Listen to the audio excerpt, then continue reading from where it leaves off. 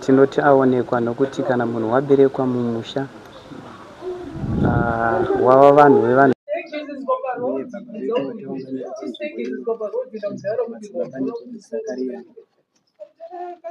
ndibaba vatinotenda kuti vakatora sarudzo yavo vakati ndishamira panzvimbo yokuva munyika yeZimbabwe ndiri muimbi. Vasarudza kuva muimbi vakamira pachinzvimbo chavo semuimbi. Nhasi uno tinoona tinavo vanhu vakuru vane macheso. Alright, tiri kuona mauya revha makamirira kambani yeDoves. Zvakamirawo sei sekambani maringe nekurasikirwa kwataita? Isu veDoves Funeral Services basa redu nderekumira nevarasikirwa. Takadanwa, tinoti takadanwa nokuti ndiyo area yedu. Kana uri pabasa inzwa kuti ndakadanwa.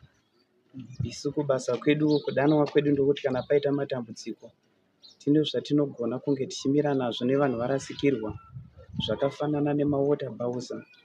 Kana nhamo yaitika vanhu vanoda mvura yekunwa, vanoda mvura yekubikisa, matoilets, vanhu kana pawanda vanhu pane maissues ekuti vanhu vanoda kuwana nzvimbo yavangagona kuzororera, marestrooms.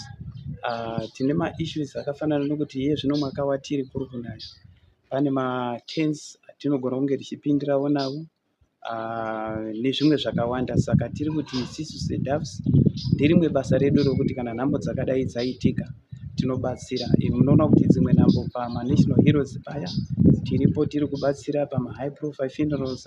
I'm sure even on Facebook you can see kuti Doves tiri kuita basa iroro. Saka kusvika panzvimbo ino kuda kunzwa kuti ko ndezvipi zvingadikanwa kuti tigogona kupfuurira mberi pamwe chete nenhamo dzatiwira munzvimbo saizvozvo.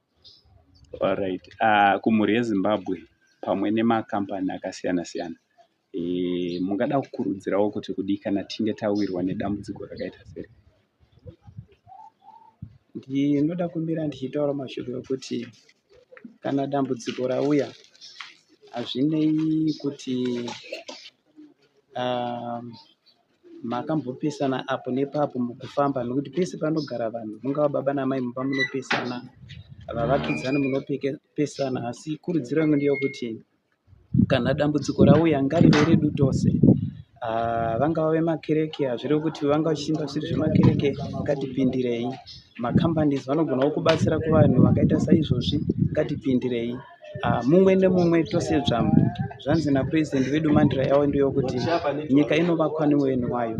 Zvatingada kuti zviitike panzvimbo zvinovakwa nesu vavakidzani vacho, zvinovakwa nesu vari kuziva nhau yacho. Saka ndiri kuti tikabatana munoona kuti tichava nekuradzika baba vedu munzira yakanaka. Aiwa, tinotenda Reverend nekukurukura kwamaita nesu mazvita pamwe neDoves. Tinotenda. Maybe ndinozonge ndataura zita rangu, ndinonzi Reverend Madasa, Chaplain General kuDoves Funeral Services. Mazvita Reverend marava kukomborera uye kuti munamato wedu kuti basa rose richaitwa Mwari vange vari mutungamiriri pazvose zvigoendeka, zvagonyaradza hama dziri kuchema. Mazvita